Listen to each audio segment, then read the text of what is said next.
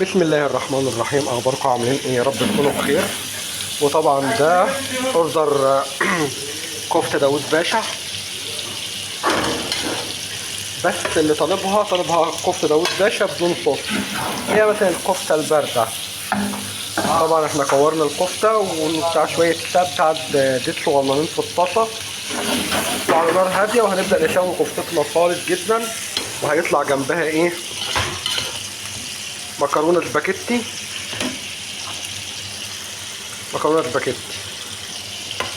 طبعا ده واحد روماني اللي طالبه.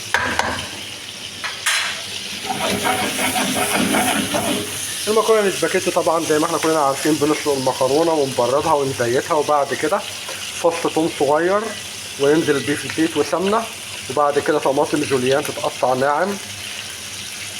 اول ما تبدا في التغذيه بتاعتها تدوب، ننزل بمعلقه الصلصه وفلفل اسود وكمون وسنه الملح، ونبدا بقى ايه لغايه ما الصلصه تستوي. ننزل بقلب المكرونه، ننزل في المكرونه كده ونبدا نقلب ونخليها على نار هاديه تتشرب براحتها جدا جدا جدا زي ما انتم شايفين كده.